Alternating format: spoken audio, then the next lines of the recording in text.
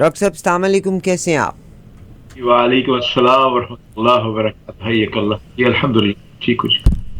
Doctor साहब बहुत शुक्रिया कि नॉर्मली मेरी आपकी वेडनेसडे को मुलाकात होती है, मगर आज आपसे मुलाकात इसलिए भी ज़रूरी थी क्योंकि सेनेटर मुश्ताक साहब से बातचीत होने के हवाले से हमारे एक बहुत अच्छे भाई हैं, बड़े काबिल एहतराम हैं, और मेरा ख़्याल है कि वो इतने एक्सपर्ट भी हैं कंप्यूटर्स, ऑडियो, वीडियोस, एडिटिंग, इस तमाम से बहुत अच्छी तरह से वो बाखबर भी हैं। तो वो मेरे नोटिस में लेके आए। मैंने जनाब अब्दुल्ला हमीद गुल साहब की एक वीडियो शेयर की थी उनके साथ, मेरे लिए वो बहुत काबिल एहतराम है। तो उन्होंने मुझे उसका जवाब में मैसेज लिखा था कि आपको इनसे, उसमें डॉक्टर आफिया सिद्दीकी साहब का कभी तज़किरा आया था, तो मेरे भाई ने मुझे पैगाम किया कि आपने इनसे डॉक्टर आफिया सिद्दीकी के बारे में बात करना थी। मैं आपके साथ शेयर कर देती हूँ। Hope you know that the USA released Aafia Siddiqui to Afghan Taliban government, not to Pakistan. If you know this, why you did not ask this important question? Also, why the current regime has blocked mass protests for Gaza? कि पाकिस्तान में आपको पता ही है कि खेल का मैदान हो तो वहाँ पर गज़ा के हवाले से यानी इन मुल्कों में, अमेरिका, नॉर्थ अमेरिका में गोरे, इवन यहूदी भी उन स्ट्राइक्स में शामिल हो रहे हैं, बेशुमार वेस्टर्न लोग शामिल हो रहे हैं, मगर पाकिस्तान पे बहुत पाबंदी है।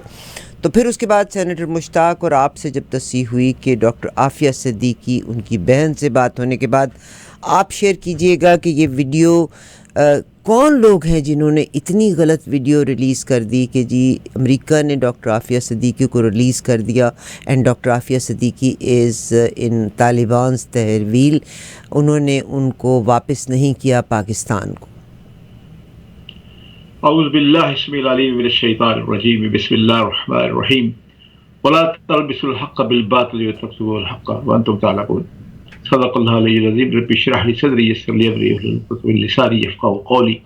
रब्बना तक़ब्बल मिन्ना इन्नका अंतस समीउल अलीम। आमीन या रब्बल आलमीन। डॉक्टर साहब आप मुफ्ती हैं और आपके, मेरा ख्याल है, एक एक लफ्ज़ कुरान का बड़ी खूबसूरत, कि तुमको पता भी है कि तुम झूठ बोल रहे हो फिर भी तुम झूठ बोलते हो। क्या खूबसूरत तिलावत आपने की। और हक़ को बातिल के साथ मत मिलाओ, सच्ची बात को जानबूझकर न छुपाओ। मैं माशाल्लाह आपका भी कुरान फहमी बहुत अच्छी है, मुझे बड़ी खुशी होती है इस मामले पे। लेकिन मैं आपसे एक जिक्र कर दूं कि ये बिल्कुल ही फेक वीडियो है। मुझे ये वीडियो पिछले हफ्ते मौसूल हुई थी और मैंने फौरी तौर पर जब राब्ता किया तो मैं बड़ी जिम्मेदारी के साथ कहता हूँ कि जब मुझे पता चला कि उन्होंने कहा कि ये तो हमारे जख्मों पर नमक छिड़का जा रहा है, हमें तो बिल्कुल पता ही नहीं इस बात का। डॉक्टर फौजिया ने भी यही कहा है जी। और फिर दूसरी बात ये है कि उस वीडियो में आप, ये सबसे बड़ा झूठ ये है कि उस वीडियो में ये दिखाया जा रहा है कि वो काबिल एयरपोर्ट पर फौजिया आफिया जो उतर के बाहर निकली है, ऐसे मुंह पे जो है ना वो ब्लर्ड किया हुआ है, फिर वो अपनी माँ से मिल रही है। वो बनाने वाला दरअसल भूल गया कि उनकी माँ को इंतकाल हुए 2 साल हो गए। ये पीछे कमेंट्री चल रही है कि अपनी माँ से मिल रही है, फिर फौजी से मिल रही है। फौजी ने कहा कि मुझे तो खबर नहीं यार, उसने कहा कि हमें हमारे तो जख्मों पे नमक छिड़का जा रहा है। तो इसलिए इससे ज्यादा और इसमें क्या तबसरा किया जाए कि आजकल सोशल मीडिया के जरिए जो ये खबरें फैल रही हैं, मगर डॉक्टर ये साहब लोगों को इससे कितना तंग किसको करती फ़ायदा है। इतनी फेक न्यूज़ शेयर करने का? Is there any political benefit out of it? क्या वजह है इसका, इस तरह की वीडियो का? दरअसल आप ये देखिए कि उस पर कमेंट्स भी इतने आए यानी इस खबर को सच्चा साबित करने के लिए। उसने कहा क्योंकि आफिया सिद्दीकी को अफगानिस्तान से लेके जाया गया था अमेरिका में, तो इसलिए अमेरिका ने ज़्यादा मुनासिब समझा कि सवाल तौर पर इसे अफगानिस्तान के हवाले किया जाए। आपको कि पाकिस्तान और अफगानिस्तान के अंदर आपको पता है कि थोड़ी सी मुनाकशत चल रही है, थोड़े से तल्लुकात ख़राब हो रहे हैं, या पाकिस्तान कोशिश कर रहा है कि अफगानिस्तान के साथ तल्लुकात थोड़े बहाल हो। लेकिन पाकिस्तान ने, क्योंकि बशाम में जो चाइनीज बस पर जो हमला हुआ था उसका पूरा जो है शवाहिद के साथ चीन के साथ भी शेयर किया है, और चीन का भी अब दबाव अफगानिस्तान पे आ गया है कि वो टीटीपी के जो रास्ते ज़ाब्ते जो है बंद करे। और जब ये मामला, अब थोड़ा मामला बढ़ रहा है, यानी इसको अफगानिस्तान के ऊपर दबाव बढ़ रहा है, क्योंकि चीन जो है अफगानिस्तान के अंदर एक बड़े बड़े प्रोजेक्ट्स कर रहा है, उसमें एक रेलवे लाइन बिछा रहा है, दफाई नुक्ता निगाह से उनके लिए और भी बहुत से काम कर रहा है चीन। तो इसलिए अब महसूस ये किया जा रहा था कि अब मुमकिन है कि अफगानिस्तान पाकिस्तान की इस बात, या पाकिस्तान की तो नहीं लेकिन चाइना के इस दबाव के आके टीटीपी के दफातर को बंद कर दिया जाए, टीटी को बंद कर दिया जाए, اب پاکستان نے یہ مطالبہ بھی رکھا ہے کہ ٹی ٹی پی کے جو جتنے بھی ذمہ دار لوگ ہیں ان کو پاکستان کے حوالے کیا جائے. اور ایک شریط یہ بھی ہے جو پرسوں جو مجھے اطلاع ملی بڑے ریلائبل سورس سے کہ چین نے یہ کہا کہ یہ ہمارے مجرم ہیں, انہوں نے ہمارے آدمی کو مارا ہے, ان کو ہمارے حوالے بھی کیا جائے. گویا چین نے اس بات پہ پورا یقین بھی کر لیا ہے کہ واقعی یہ بشام میں جو ہمارے چائنیز پہ جو حملہ ہوا ہے. اب یہ دیکھیے کہ جب سے سی پیک شروع ہوا ہے یہ چینیوں کے اوپر یہ 18واں حملہ ہے, اور 18 حملوں میں 3 حملوں میں چائنیز جو ہے وہ مارے بھی گئے ہیں, باقی 15 میں تو بچ گئے ہیں. مطلب اب مسلسل یہ حملے ہو رہے ہیں. مطلب اور ابھی تک آپ کو پتا ہے کہ پچھلی حکومت میں, یعنی پی ڈی اے کی حکومت بات نہیں میں کر رہا ہوں, اس سے پہلی حکومت میں جب عمران خان صاحب کی حکومت آئی تھی, اب تو بہرحال اخبارات میں بھی آ گیا ہے, بلکہ خود چائنا کے اپنے جو سرکاری ترجمان ہیں انہوں نے بھی یہ بتا دیا ہے کہ عمران خان کے زمانے میں آ کے جو سی پیک تھا رک گیا تھا, اس میں بند ہو گیا تھا, بہت سستی آ گئی تھی, بند ہو گیا تھا. اور بہت سے جو چینی سرمایہ کار تھے جو کہ سی پیک کے اندر جنہوں نے ٹھیکے لے رکھے تھے پاکستان کو بجلی بنانے کے کارخانے میں, تو انہوں نے ہاتھ کھینچ لیا تھا. انہوں نے کہا کہ جب تک ہمیں سیفٹی نہیں ملتی ہم جو اپنے بجلی کارخانے لگانے کو تیار نہیں ہیں. گویا وہ 62 بلین کا جو پروجیکٹ تھا وہ سستی کا شکار ہو گیا, جس کی چائنا کو بڑی تشویش تھی اس بات کے اوپر. اور اب کیونکہ چائنا جو ہے وہ ایران میں بھی مؤثر کام کر رہا ہے, افغانستان کے اندر مؤثر کام کر رہا ہے, پاکستان کے ساتھ بھی اس کا سی پیک ہے, اور چائنا کی سی پیک انویسٹمنٹ نہیں ہے پاکستان. آپ کو یاد ہوگا بی آر ٹی جو کہ جو ہے بہت بڑا منصوبہ جس میں 5000 بلین کا اخراجات آ رہے ہیں, جس میں پورا یورپ بھی شامل اس نے کیا ہے, اس کا بھی کنیکشن جو ہے وہ سی پیک کے ساتھ ہے. تو اس حوالے سے یعنی چائنا کی یہ بہت بڑی سرمایہ کاری ہے دنیا کے اندر. اور آپ جانتی ہیں, اس پہ کہنے کی ضرورت نہیں ہے کہ پاکستان کے اندر سی پیک کے کون مخالف ہیں, کون چاہتا ہے کہ چین کا جو ہے جو دوبارہ معاشی طور پہ جو ایک بہت بڑی ہب بن چکا ہے یہ سپر پاور نہ بن جائے. تو یہ سارے کڑیاں وہی ملائی جا رہی ہیں, اور یہ میں سمجھتا ہوں یہ بھی ایک وہی اس میں ایک افواہ ہے جو آپ نے ابھی بتایا ہے, جس کے بارے میں اپنی ویڈیو بناتے ہوئے پکڑے گئے کہ جو انہوں نے عافیہ کی اس کی ماں سے ملاقات کروائی. بہت شکریہ ڈاکٹر صاحب. جب آپ نے یہ کہا کہ جیسے چائنا نے افغانستان کو پابند کیا ہے, ٹی ٹی پی کو بلاک کیا جائے تاکہ وہ اپنا کام کر سکیں, پاکستان بھی اس طور پہ کام کر رہا ہے. آج ہی کی خبر ہے سیکورٹی فورسز نے خیبر پختونخوا میں 3 مختلف آپریشنز کرتے ہوئے 23 دہشت گردوں کو ہلاک کیا ہے, اور ضلع ٹانک میں کیے گئے آپریشن کے دوران 10 دہشت گرد ہلاک ہوئے, اور تیسرا آپریشن ضلع خیبر کے علاقے باغ میں کیا گیا. فورسز نے 7 دہشت گردوں کو ہلاک کیا جبکہ 2 دہشت گرد زخمی بھی ہوئے, اور تیسرے آپریشن کے دوران دہشت گردوں سے فائرنگ کے شدید تبادلے میں 5 بہادر سپاہیوں نے جام شہادت بھی نوش کیا. اس میں 32 سالہ نائک محمد اشفاق بٹ, ضلع پونچھ کے رہائشی 30 سالہ لانس نائک سید دانش افکار, ضلع لیا کے 32 سالہ سپاہی تیمور ملک, پونچھ کے 22 سالہ سپاہی نادر صغیر, ضلع خوشاب سے 23 سالہ محمد یاسین بھی شامل ہیں. یہ سیکورٹی فورسز نے پشاور کے ضلع علاقہ حسن خیل میں انٹیلیجنس بنیادوں پر آپریشن کرتے ہوئے 5 دہشت گردوں کو ہلاک کیا تھا. یہ تو تھی, اور وہاں پہ 2 فوج کے جوان بھی, پتہ نہیں بیچارے میرے جوان جو میری فوج کے جوان میری فوج کے جوان جام شہادت نوش کرتے ہیں, وہ کیوں نہیں جام شہادت نوش کرتے جو ملک کی بوٹیاں توڑ کے لے گئے, وہ کیوں نہیں مرتے. میرا ڈاکٹر صاحب آپ سے اگلا سوال یہیں پہ آ رہا ہے. آج ایک امپورٹنٹ چیز میں آپ کے ساتھ شیئر کرتی چلوں. جب سینیٹر مشتاق صاحب سے ہماری ملاقات تھی, اور وہ اسٹرائک کے اوپر بھی ہیں, مگر مجھے پتہ چلا ہے کہ آج وہ واک کر رہے تھے ٹورڈز دی اسمبلی, اور ہندوستان کے میڈیا نے اور مختلف جگہوں سے پھر ایک اور ویڈیو بھی آؤٹ ہوئی ہے جس میں کہا جا رہا ہے کہ پاکستان امریکہ کی ایجنسیز کے لوگ پاکستان میں موجود ہیں, اور پاکستان اپنے نیوکلیئر اثاثوں کو ان کے سپرد کرنے جا رہا ہے. کچھ اس کے بارے میں بھی بتائیے, اس میں کہاں تک حقیقت ہے اور کہاں تک غلط ہے. بہت بہت عمدہ سوال کیا. میری خواہش تھی کہ آپ اس سے ضرور پوچھیں, کیونکہ میں پچھلے 2 دن سے اس کے پیچھے لگا ہوا تھا اور بڑی تحقیق میں نے کی.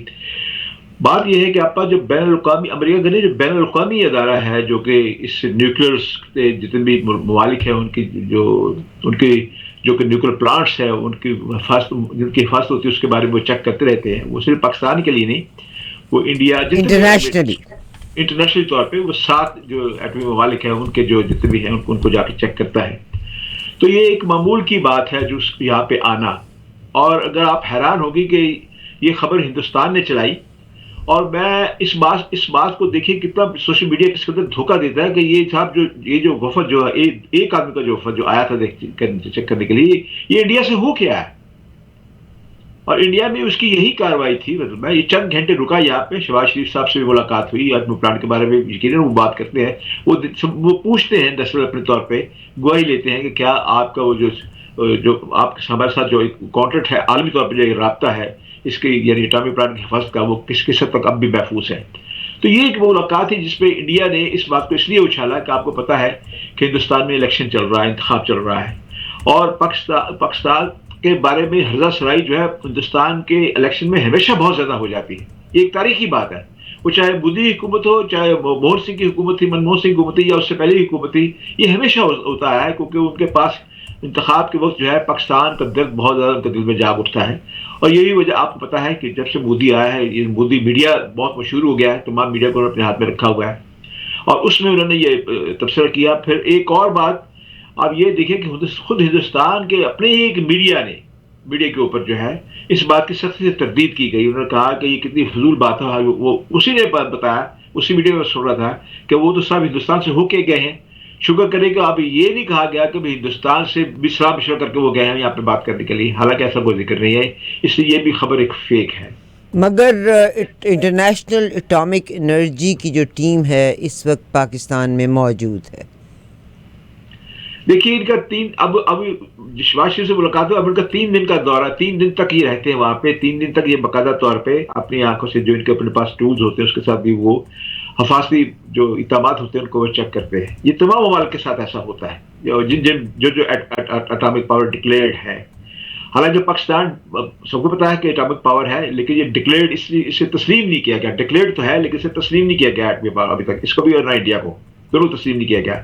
लेकिन इसके बावजूद ये जो इंटरनेशनल जो है ये अदारा जो है एटॉमिक एनर्जी का जो अदारा है, ये आता है मामूल की चेकिंग पे आता है, और हर साल आता है, यानी ये नहीं कि अभी आया है, हर साल आता है, किसी की भी हुकूमत हो हर साल ये आता है।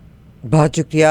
ये 9 ममालिक हैं जिसमें China, north Korea, France, India, Israel, Pakistan, Russia, United kingdom and United states. Total possession 12,100 nuclear war heads की है, जिसमें 9,400 एक्टिव मिलिट्री स्टॉक पाइल्स हैं। Russia and United states poses nearly 90% of the world's atomic power. 9 मुल्क हैं और total मैंने आपके साथ शेयर किया, 9 में से 90% atomic power is in the hands of America and Russia. और जब हाथियों की लड़ाई होती है तो घास ही पिसा करती होती है, आपको पता है। These are the 9 countries which are declared countries, but this number is definitely more than. एक इंटरेस्टिंग बात आप सामने रखना चाहता हूँ आपकी खिदमत में। आप ये देखिए कि ये कोई नई बात इसलिए नहीं है कि एटॉमिक एनर्जी की जो वेबसाइट उस पर अगर आप जाएं तो उन्होंने एक हफ्ता कबल यानी अपने तमाम दौरों का लिख के रखा हुआ है। सही सही डॉक्टर साहब, मगर एक बात याद रखिएगा, जब कहीं धुआं नजर आता है ना तो वहाँ आग जरूर लगी होती है, और जहाँ आग लगती है ऐसी बात अगर हो ना तो ये बातें खुफिया रखी जाती हैं, इससे ऐलान नहीं किया जाता। मैं एक छोटा सा, एक मेरे बहुत काबिल एहतराम और वेरी वेल प्लेस्ड शख्स का एक छोटा सा पैगाम आपके साथ शेयर करती हूँ। एंड जिस शख्स का ये पैगाम है, मेरे पास मैसेज है, मैं आपको दिखा रही हूँ, ये कोई व्हाट्सएप का मैसेज नहीं है। उन्होंने कहा कि क्या इतनी सी बात समझते, और ये a very known figure in Pakistan, a very known figure, मैं नाम नहीं उनका ले सकती। उन्होंने कहा क्या इतनी बात सादा सी समझ नहीं आती, अफराद की ज़िद और अना ने क्या क्या दाव पर लगा दी है।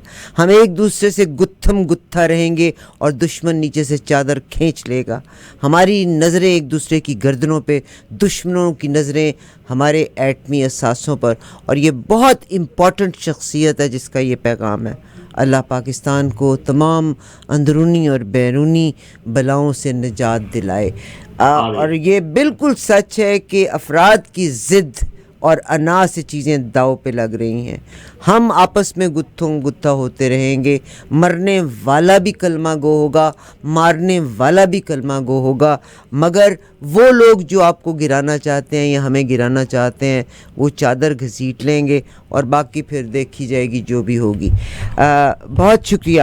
میرا آخری سوال سر آپ سے, آپ نے اس کو بھی کہہ دیا کہ یہ جو انٹرنیشنل اٹامک انرجی کی جو ٹیم ہے, یہ جو اس وقت پاکستان آئی ہوئی ہیں, انڈیا پاکستان آنے سے پہلے انٹرنیشنل اٹامک انرجی ایجنسی اس سے پہلے ہندوستان گئے تھے, مگر ان کی نارمل وزٹ ہے.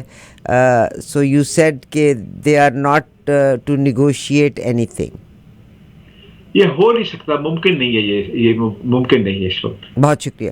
میرا آخری سوال سر آپ کے ساتھ ہے. آج سینیٹر مشتاق صاحب نے, اور میرا خیال ہے ہی از دی اونلی سینیٹر, ابھی تو خیر سینیٹر مشاہد بھی کافی کھل کے بات کر رہے ہیں, مگر انہوں نے بھی کہا, مگر سینیٹر مشتاق کے پاس ایک اسٹیٹسٹکس ہیں جس میں آپ کے اعلیٰ ادارے جو ہیں وہ کیا رول پلے کر رہے ہیں, کتنی ججز کو جن کو آپ برا بھلا کہتے چلے آ رہے ہیں, ان کی تنخواہیں کتنی ہیں, ان کی مراعات کتنی ہے, بجلی کس کس کو مفت ملتی ہے, بجلی کے جو ٹھیکے دیے گئے تھے اس میں کس کس کے ساتھ زیادتیاں ہوئی تھیں, کون کون سی کمپنیوں کو دیے گئے تھے ٹھیکے, اور کتنی کمپنیوں نے اس وقت کی حکومتوں سے لکھوایا تھا کہ ان کو معاوضہ فورن ڈالرز میں ملے گا, جبکہ آپ کا ملک جو ہے روپوں میں دینے کی بجائے وہ بیرون ملک آپ سے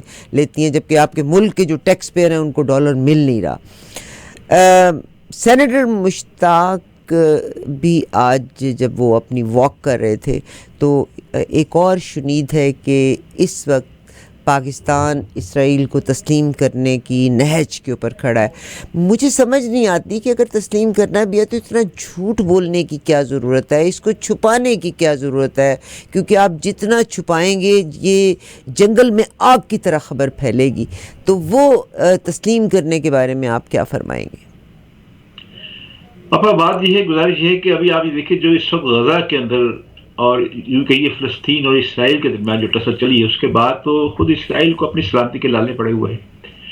خاص طور پہ آپ دیکھیں کہ پہلی مرتبہ اس فلسطین کی ریاست کو, 2 ریاستی حل جو ہے اس کو 3 یورپی ممالک نے تسلیم کیا ہے, اور اس کے بعد ناروے ہے, اٹلی ہے, اسپین ہے, ان تینوں نے باقاعدہ سے تسلیم کر لیا ہے, فلسطین کو ایز اے ریاست تسلیم کر لیا ہے. اب مزید بھی یعنی اس سطح پہ کام ہو رہا ہے, اور آج ہی کی خبر, انٹرنیشنل میڈیا کی یہی خبر ہے کہ مزید 7 ملکوں نے زبانی طور پہ یہ کنفرم کر دیا ہے کہ ہم بھی ان قریب جو ہے اسرائیل کو یعنی فلسطین کو تسلیم کرنے کو تیار ہیں. دوسرا یہ کہ ہمارے جو کچھ عرب ممالک نے جو اسرائیل کو تسلیم کیا تھا, اب وہ دیکھیں کہ وہ جو کام بڑھانا چاہتے تھے وہ رک گئے ہیں. تو یہ کیسے ممکن ہے کہ ان حالات کے اندر پاکستان جو ہے وہ اسرائیل کو تسلیم کرے؟ ہاں یہ بات ضرور ہے کہ ماضی میں سیاسی سطح پر پاکستان اسرائیل کے مابین کب کب اور کہاں کہاں خفیہ رابطے ہوئے سب کے سامنے ہیں. شہباز شریف, بینظیر بھٹو, اکرم ذکی, پرویز مشرف, ظفر اللہ خان, شہریار خان, گوہر ایوب خان, مولانا اجمل قادری, خورشید قصوری, سید عابدہ حسین, رفیق تارڑ, جمشید مارکر, یہ سب اسرائیل سے ملتے رہے. اس کا دور نہ جائیے, ایک سابق اسرائیل سفیر ہے اور 3 کتابوں کا مصنف بھی ہے, ڈاکٹر موشے قاسم. اور 2007 میں ان کی ایک کتاب شائع ہوئی تھی, تحقیق ان کا مقالہ تھا, اسرائیل اسٹیٹ آف آرکائیو میں موجود ہے, آپ دیکھ سکتے ہیں آج بھی, یعنی سینٹرل زینسٹ آرکائیو میں موجود ہے. اسرائیل وزارت خارجہ کے آرکائیو کی شائع کردہ جو دستاویز ہے اس میں سب فوراً آپ کو مل جاتا ہے. یعنی انہوں نے لکھا ہے کہ سب سے پہلا رابطہ اسرائیل کے قیام کے فوری بعد ہوا تھا. یعنی اسرائیلی وزیر جو ڈیوڈ بن گورین تھے, انہوں نے محمد جناب کو سفارت تعلقات کے قیام کے لیے ایک ٹیلی گرام لکھا تھا, لیکن اس کا اسرائیل کے مناسب جواب نہیں دیا گیا تھا. پھر 1949 میں عربوں کے ساتھ جنگ بندی کے معاہدے کے بعد چند اسرائیلی حکومتی اہلکاروں کی خواہش تھی کہ وہ کراچی میں ایک سفارت خانہ کھولیں یا کم از کم تجارتی روابط کا آغاز کیا جائے. اس حوالے سے سب سے پہلا رابطہ لندن میں پاکستانی سفیر اور اسرائیلی جوش تنظیموں کے ایک وفد کے درمیان 1950 کے آغاز میں ہوتا. آپ کے پروگرام میں بات کر چکا ہوں میں. اس ملاقات میں پاکستان سے ان یہودیوں کو محفوظ راستہ پرمٹ فراہم کرنے کا کہا گیا تھا, جو کہ افغانستان سے براستہ بھارت اور اسرائیل جانا چاہتے تھے. اور بعض ہم نے تو نہیں مانا, لیکن یہ یہودی براستہ وہ ایران اسرائیل پہنچ گئے تھے. پھر جنوری 1953 میں پاکستانی وزیر خارجہ جو یہ 14 جنوری 1953 کو پاکستانی وزیر خارجہ ظفر اللہ خان امریکہ میں اسرائیلی سفیر ابائبن کے مابین نیو یارک میں خفیہ ملاقات ہوئی تھی. اس ملاقات کا موضوع بھی دونوں ملکوں کے مابین سفارتی تعلقات تھے. ظفر اللہ خان نے اسرائیل صدر کو بتایا کہ ملک میں شدید مذہبی مخالف وجہ سے اسرائیل کے ساتھ مستقبل قریب میں بھی سفارتی تعلقات قائم نہیں کیے جا سکتے. اس تمام صورتحال کے باوجود اسرائیل نے بیلجیم کی کمپنی ایف این کے ذریعے 1961 میں اور 1963 میں پاکستان کو اوزی مشین گنیں فروخت کرنے کی خواہش کا اظہار کیا تھا. یہ کمپنی اسرائیل لائسنس کے تحت ہتھیار بناتی تھی، وہ بھی انکار ہو گیا. پھر 1965 میں پاک بھارت جنگ ہوئی. میں یا اسرائیلی جو سے اپنے کہانی لکھا میں وہ بتا رہا آپ کو. اس وقت پاکستانی امور کے امریکی ماہر نے اسرائیلی سفارتکار ابے ہرمن کو مشورہ دیا تھا کہ پاکستانی فوج کے ساتھ روابط بنانے کا یہ اچھا وقت ہے، لیکن سفیر نے ایسا کرنے سے انکار کر دیا. پھر جنوری 1962 میں بھی چین اور بھارت سے روابط معمول پر لانے کے بعد اسرائیل نے پاکستان سمیت ایشیا کے مسلم ممالک میں اسرائیل مخالف جذبات پر غور کرنا شروع کیا تھا. اسرائیل کو محسوس ہوا کہ پاکستان کا رویہ جو ہے تبدیل ہو رہا ہے. اس حوالے سے واشنگٹن میں پاکستانی سفیر سیدہ عابدہ حسین ان کے اس انٹرویو کو اشارہ سمجھا گیا جس میں سیدہ عابدہ نے کہا تھا سب سے پہلے عابدہ نے کہا تھا کہ فلسطینی جو ہے اسرائیل کے ساتھ مذاکرات کر رہے ہیں، عربوں نے تسلیم کر لیا ہے، تو ہم کیوں نہ کریں. بھارت نے مکمل رابطہ استوار کر لیے ہیں، اب کوئی وجہ نہیں رہتی کہ پاکستان اسرائیل سے تعلقات قائم نہ کرے. یہ انٹرویو شاید پاکستانی وزارت خارجہ کے ترجمان نے اس کی تردید کر دی تھی، لیکن 1992 میں ورلڈ جوش کانگریس کے میلبورن میں ایک نمائندے نے اسرائیلی حکومت سے کہا کہ اس کے چند پاکستانی تاجر دوستوں نے یہ بات ان تک پہنچائی ہے اور بڑا رابطے سے پہنچائی ہے کہ پاکستانی وزیر خارجہ شہریار خان اسرائیل کے ساتھ خفیہ مذاکرات شروع کرنے کے لیے تیار ہے. اسی برس جنوری میں کانگریس میں اسٹیفن سولرز نے پاکستانی وزیر خارجہ شہریار خان سفیر عابدہ حسین سے امریکہ میں ملاقات کی اور انہیں یہ اندیا دیا گیا کہ جوش آرگنائزیشن کے نمائندوں کے ساتھ ملاقات ممکن ہے. اس کے بعد تعلقات جو ہے اسرائیل کے ساتھ بڑھائے جا سکتے ہیں. گویا یہ لمبی فہرست ہے اس آرکائیو میں نے آپ کو موٹی موٹی 4-5 چیزیں بتا دی ہے، لیکن اس وقت ممکن ہے ہی نہیں. اگر معاملہ اگر چل بھی رہا ہے کوئی تو اس وقت ممکن نہیں ہے. سر جیسے میں نے اس کیا نا کہ یہ اس پروپیگنڈے کا ایک بڑا زور ہے. ٹھیک سر، مگر میں آپ سے ایک اور سوال کرتی ہوں. آپ کے برطانیہ میں بھی انت کے لوگ اکٹھے ہوئے، فرانس میں بھی انت کے لوگ اکٹھے ہوئے، آج نارتھ امریکہ میں بھی یونیورسٹیز کو بلاک کیا ہوا ہے. یعنی گورے، نیلے، پیلے، کالے، ہر طرح کے لوگ نکل کے فلسطین کے حق میں بات کر رہے ہیں. وہ بڑی پرسکون پروٹیسٹ ہے جس میں وہ اپنا مدعا بیان کر رہے ہیں اور ظاہر پریشر ہے.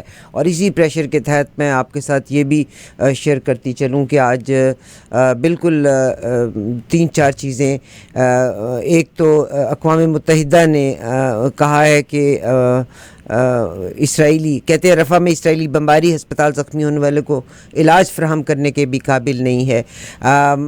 لوگوں کو زندہ جلا دیا گیا، اسرائیلی طیاروں کی رفح پر شدید بمباری، درجنوں فلسطینیوں کی شہید. یہاں سے ایک اور خبر ہے کہ یونائٹڈ نیشنز نے بھی اس کی جنگ بندی کا کہہ رہا ہے، مگر کسی کو کوئی اس کا تو اثر ہے ہی نہیں. وہ ہے نمائندہ اقوام متحدہ نے اسرائیل پر پابندیاں عائد کرنے کا مطالبہ کر دیا. میں جہاں یہ ساری باتیں کر رہی ہوں کہ پوری دنیا میں جب پروٹیسٹس ہو رہی ہیں اس میں ہر طرح کے لوگ شامل ہیں، مگر پاکستان میں فلسطین کے لوگوں کا گلہ تھا، بلکہ انٹرنیشنلی مغرب نے بھی لوگوں نے ریئلائز کیا ہے کہ کینیڈا، امریکہ، باقی تمام لوگ فلسطینیوں کو بطور پناہ گزین اپنے پاس آنے دے رہے ہیں، مگر مسلمان ملکوں نے نہیں آنے دیا. آج اگر پاکستان کی بات کریں تو اتنا ان کا سٹینس اس پہ اسٹرکٹ ہے کہ کوئی شخص فلسطین کی بات کرتا ہے اس کو بھی اریسٹ کر لیا جاتا ہے. تو کس کے ساتھ ہیں پاکستانی، کس کے ساتھ ہیں؟ پہلی بات تو میں آپ سے بتا دوں، یہ بالکل خبر بھی ہے اور آپ ٹی وی پہ بھی دیکھ سکتے ہیں کہ جب سے غزہ میں یہ ہنگامہ شروع ہوا ہے اور یہ قیامت خیز نازل شروع ہوئے ہیں تو صرف ایک جماعت مستقل مظاہرہ کرتے ہوئے وہ ہے جماعت اسلامی، جس نے اب تک اس میں مظاہرے کیے ہیں اور جگہ جگہ دھرنے سر کیے ہیں. جماعت اسلامی سونے کی ہے، پر جماعت اسلامی کھیلتی اسٹیبلشمنٹ کے ہاتھوں میں ہے نا. کبھی کسی کا باٹ کم کر دیتی ہے، کبھی کسی کا باٹ زیادہ کر دیتی ہے. آپ یا تو میرے سوال کا جواب لے لیں جو آپ نے سوال کیا ہے، یا پھر آپ نہیں تو میں اب اپنا دل کی بڑاس بھی تو نکالوں گی نا، ورنہ مجھے ہارٹ اٹیک ہو جائے. سوال کا جواب سن لیں، اس کے بعد بڑاس مجھ پہ نکال لیں. بات یہ ہے کہ اب آپ یہ دیکھیں کہ وہ پچھلے پورے ایک ہفتے سے اسرائیل کے اس مظالم کے خلاف جو ہے وہ دھرنا دیا ہوا تھا پشاور کے اندر. سینیٹر مشتاق نے بالکل صحیح کہا، بالکل صحیح کہا. اور پھر آج جب پتا چلا کہ رفح کے اندر مطلب کرنے والا، تو آج پھر انہوں نے ایک لانگ مارچ شروع کر دیا ہے وہاں سے پشاور سے، اور اسلام آباد پارلیمنٹ کا گھیراؤ کرنے کے لیے آ رہے ہیں سر جو اسلامی وہی لوگ سارے مطلب ہے. اور اس کا مطلب یہ ہے کہ آپ کو میں ایک اور بات بتا دوں. پاکستان کے سفیر جو کہ فلسطین کے جو سفیر جو پاکستان کے اندر موجود ہیں، انہوں نے باقاعدہ طور پہ ایک بیان میں یہ کہا ہے کہ میں نے پاکستانی حکومت سے اس بات کا کہا ہے، تو انہوں نے کہا کہ ہمارے گھر جو ہے، ہماری سینہ جو ہے، دل جو ہے، بالکل فلسطینی مہاجروں کے لیے ویسے ہی کھلا ہے. جب وہ آنا چاہے وہ آ سکتے ہیں. لیکن آپ کو پتا اتنے دور ہے وہ افغانستان سے، مہاجر تب آگے تھے کیونکہ وہ لوگ ساتھ تھا.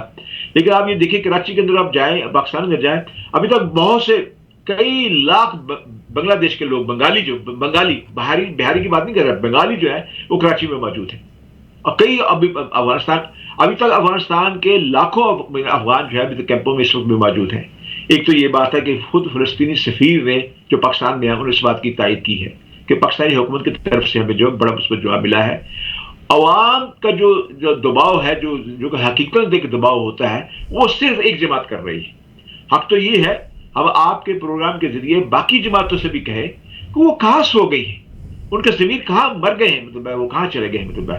اور دور نہ جائیے، مولانا فضل الرحمان جو کہ خود جا کے فلسطین کے جو لوگوں سے مل کے آئے قطر کے اندر، ان کی جماعت کہاں ہے؟ ان کی جماعت صرف یہ کہ پر نہیں سر جی، میں تو آپ کی حکومت کی بات کر رہی ہوں، آپ کی حکومت اور ہائیبرڈ حکومت کی میں بات کر رہی ہوں. حکومتیں کبھی بھی ہڑتالوں پہ، لانگ مارچ پہ نہیں کبھی آیا کرتی ہیں، ہمیشہ دوسری جماعتیں ہی آیا کرتی ہیں. سر لانگ مارچ نہ کریں، مگر آخر کوئی آواز تو اٹھنے دیں. یہ بات میں آپ بتا دوں، آپ کی بات کو میں بڑھاتا ہوں. بات یہ ہے کہ یہ ہونا ضرور چاہیے پاکستان کی حکومت. اب آپ یہ دیکھیں کہ شہباز شریف صاحب بار بار اس کو بیان دے رہے ہیں کہ جی عالمی عدالت جو فیصلہ کیا ہے اسرائیل کے خلاف، اس پہ عمل درآمد ہونا چاہیے. بھی بات یہ ہے کہ اقوام متحدہ کی بات اس نے کبھی نہیں مانی، قانون کی رعایت کبھی نہیں مانی، انڈیا نے کبھی نہیں مانی. آپ کس کو کہا؟ صرف یہ کہ پاکستان کی پبلک کے جو جذبات ہیں ان کو ٹھنڈا رکھا جائے، بتایا جائے کہ پاکستان بہت شکریہ. آخری سوال ڈاکٹر صاحب میرا آپ کے ساتھ ہے، اور آج یہ پاکستان کی جو خاص میں ڈان کو میں آئی آلویز اپریشیٹ ڈان، بہت خوبصورت لکھتے ہیں، اور کوئی وہاں پہ مطلب ڈان ہوا، نیوز ہوا، انہوں نے کہا ہے کہ پاکستان کی اعلیٰ عدلیہ اور اسٹیبلشمنٹ کے درمیان بڑھتی ہوئی کشیدگی، فیصل واوڈا کو کھڑا کر دیا گیا. اب کیا ہوا ہے کہ انہوں نے سپریم کا جو ہمارے سینیٹرز ہیں ان کا اجلاس بلا لیا ہے. ایک زمانہ تھا کہ عدلیہ اسٹیبلشمنٹ کے ساتھ کھڑے ہو کے وہ فیصلے کر رہی تھی. اب جب ججوں نے خط لکھا ہے تو اب وہ جناب ساری کی ساری سپریم کورٹ جو ہے، اور وہ نہیں، وہ جو آپ کی جو اعلیٰ ہے جہاں پہ آپ کے جو سینیٹرز ہیں اور وفاق کے لوگ ہیں، وہ اکٹھے ہو کے پارلیمنٹ آپ کی جو ہے وہ اسٹیبلشمنٹ کو سپورٹ کر رہی ہے. کچھ فرمائیں گے اس کے بارے میں؟ اٹس اے ویری اسٹرینج بیان کہ آج تک یہ ہوتا رہا کہ عدلیہ جو تھی وہ اسٹیبلشمنٹ کو سپورٹ کر رہی تھی، مگر اب 6 ججز نے سپریم جوڈیشل کونسل کو ارسال کردہ خط میں مطالبہ کیا تھا کہ خفیہ اداروں کی جانب سے ججز پر اثر انداز ہونے اور عدالتی کام میں مداخلت نہ کی جائے.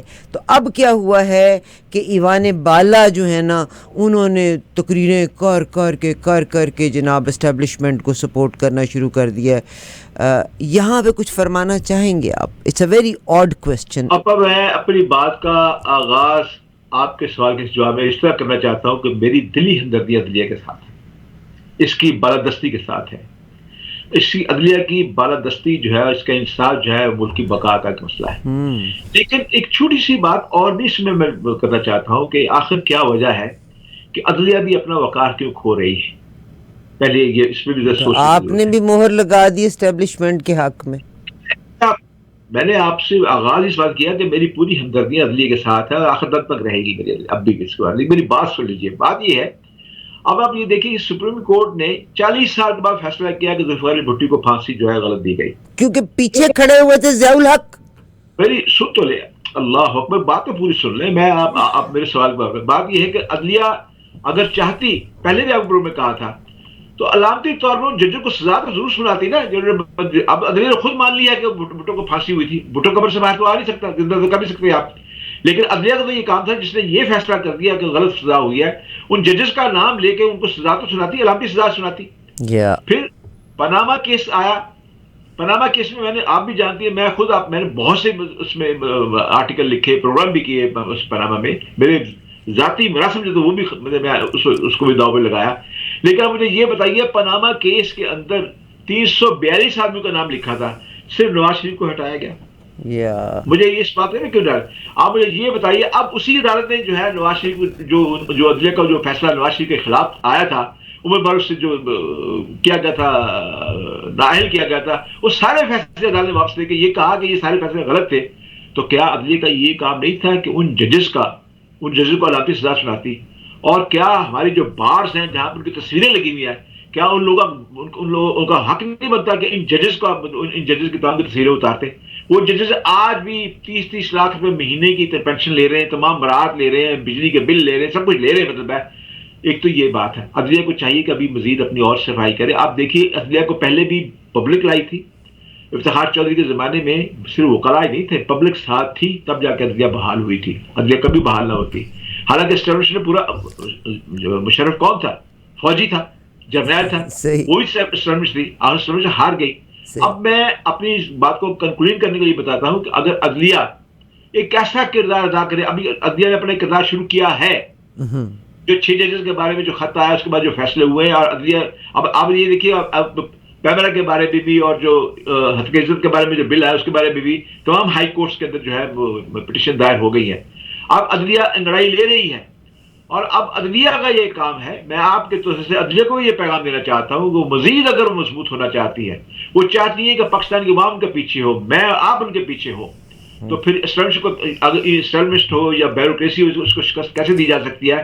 اس کی واحد یہ ہے کہ عدلیہ جو ہے خود کو منصفانہ طور پہ خود کو مضبوط کرے. بہت شکریہ. یہی تو خط لکھا ہے کہ منصفانہ طور پہ کام کرنے نہیں دیا جاتا. مگر اگلی بات جو میں آپ کے ساتھ شیئر کرنا چاہتی ہوں، جے یو آئی کے جو ایک رکن قوم نور عالم، یہ نور عالم وہ ہیں جو بھگوڑے پہلے تحریک انصاف میں تھے، وہاں سے دوڑے، ان سے بات بھی ہوئی، انٹرویو کے لیے نہیں آنا چاہتے. انہوں نے 2 ترامیم کے بل جمع کرائے ہیں. ایک توہین عدالت کے آرڈیننس 2003 کو منسوخ کرنا، دوسرا یعنی اس ملک میں اب سارے بے لباس ہو جائیں گے، ننگے الف ننگے. اور پہلے آپ کے اسٹیبلشمنٹ کا یہ آیا تھا معاملہ، پھر آپ کے پولیٹیشنز کا معاملہ آیا کہ دوہری شہریت والے نہیں ہو سکتے، پھر کرپشن میں آپ کے اسٹیبلشمنٹ کے بہت سے لوگوں کے نام آئے، جس میں کھل کے میری فوج بہت اچھی ہے مگر جنہوں نے غلط کیا، اب بار بار کہا جاتا ہے کہ حمود الرحمان کمیشن. میں نے کل کھول کے پڑھی، آپ یقین کیجئے گا میرے بال ایسے کھڑے ہو گئے جیسے بیچ میں سے کرنٹ نکل رہا ہوتا ہے. یعنی جو حمود الرحمان کمیشن، آج اب عدلیہ بھی انہوں نے اس کے بھی کپڑے اتار دیے. انہوں نے کہا ہے کہ دوہری شہریت رکھنے والے شخص کو سپریم کورٹ اور ہائی کورٹ کا جج تعینات کرنے پر پابندی لگنی چاہیے. تو یہ مطلب اب کس کو بے اثر کریں گے اس ملک میں؟ تو پھر مجھے یہ بتائیے، کیا مشرف کے زمانے میں دوہری نیشنلٹی رکھنے والوں کو اسی عدلیہ نے نااہل نہیں کیا تھا؟ 18 سے زیادہ. اور مگر سر جھوٹے تو وابی بھی موجود ہیں. بتیرے لوگوں نے اپنی سٹیزن شپ کو سرنڈر کرنے کے بعد once the time is over they go back to their original. میں یہ کہتا ہوں کہ اگر عدلیہ نے اپنے لوگوں، پاکستانی اس میں پارلیمنٹ کے ممبروں کو یا پاکستانی عوام کو، ان لوگوں کو الیکشن لڑنے کی ممانعت کر دی کہ بس دوہری نیشنلٹی ہے، تو پھر تو عدلیہ پہ بھاری ذمہ داری عائد ہو جاتی ہے. آپ دیکھیں نا، میں کسی آدمی کو کیسے منع کر سکتا ہوں سگریٹ پینے سے اگر میں سگریٹ پی رہا ہوتا ہوں؟ آپ دیکھیے، یہ بات ہے، یہ تو عدلیہ کا کام ہے نا، اس ایگزامپل کو سیٹ کرنا. دیکھیے، اگر ہم نے ان لوگوں کو نااہل کیا ہے، پاکستان کی سیاست سے نااہل کیا ہے کہ دوہری نیشنلٹی ان کی وہ انتخاب نہیں لڑ سکتے، کسی پارلیمان میں نہیں جا سکتے، تو ہم اپنے جج کو بھی اسی پاداش میں جو ہے نااہل کر رہے ہیں، اس کو بھی روک رہے ہیں، اس کو ہٹا رہے ہیں. بہت شکریہ. بڑی خوبصورت سر آپ نے بات کی. آج آپ نے ایک مثال بڑی پیاری دی کہ میں دوسرے کو سگریٹ پینے کا کیسے کہہ سکتا ہوں جب میں خود پیتا ہوں.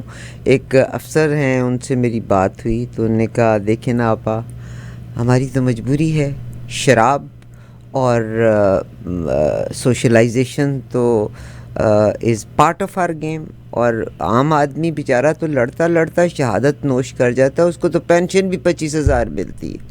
جن کو لاکھوں کی پینشنز ملتی ہیں وہ ہر طرح کی کرپشن کرتے ہیں. ڈاکٹر صاحب میں احسان مند ہوں، اور میرا خیال ہے آج میرا یہ 30 منٹس کا پروگرام، اس میں آپ نے ہمیں اتنی انفارمیشن دی ہے، اینڈ میں آپ کے ٹائم کے لیے بہت احسان مند ہوں آپ کی. اور مجھے سب سے زیادہ خوشی اس بات کی ہے کہ ڈاکٹر عافیہ صدیقی سے ڈائریکٹ رابطے میں جناب سینیٹر مشتاق، ونڈرفل مین، پاکستان کا ایک بہترین انسان. میں آپ کے اس پروگرام میں آپ سے کر رہا ہوں کہ میری اس سے مشتاق صاحب سے 2 دفعہ بات ہوئی ہے جی، اور وہ اس لانگ مارچ کی وجہ سے آپ کے پروگرام میں نہیں آ سکے، ادروائز وہ آج کے آپ کے پروگرام میں شامل ہونے والے تھے. اور بہت سے لوگ ڈاکٹر صاحب، میں انسان اپنے آپ فوزیہ صدیقی کو بھی لیں اس پروگرام کے اندر، جی، کیونکہ فوزیہ صدیقی سے بڑا اور کون. میں ڈاکٹر فوزیہ صدیقی سے بھی کوشش کرتی ہوں، مگر میں سینیٹر مشتاق کی اگر میں بات کرتی ہوں، بہت سے لوگ بڑا فخر محسوس کرتے ہیں کہ ہم بڑے امیر ہیں اور ہم پتہ نہیں کون کون سے گھروں میں اور کس کس جگہ پہ رہتے ہیں. میں نے سینیٹر مشتاق کا انٹرویو لیا، پشاور کے ایک عام سے گھر میں ماجد بھائی رہتے ہیں، ان کے گھر کی دروازہ، اینڈ اٹس ہز گریٹنس. ان کا نامعلوم مقام کتنا اونچا ہوگا. پیچھے جو جالیاں لگی ہوئی تھیں نا، وہ ویری سمپل اور وہ اولڈ سٹائل میں. اور یہ جماعت اسلامی کے چند لوگوں کا خاصہ ہے کہ انہوں نے اپنی کرپشن کے ساتھ اپنی زندگی کو آگے نہیں بڑھایا. And there are some good people like this everywhere. اگر آپ مجھے اجازت دیں تو میں آپ کے ایک چھوٹا سا 1 منٹ واقعہ شیئر کر دیتا ہوں کہ میں جب پاکستان میں تھا تو میں مولانا مودودی مرحوم سے ملنے کے لیے گیا. اس وقت وہ یعنی امیر جماعت تھے.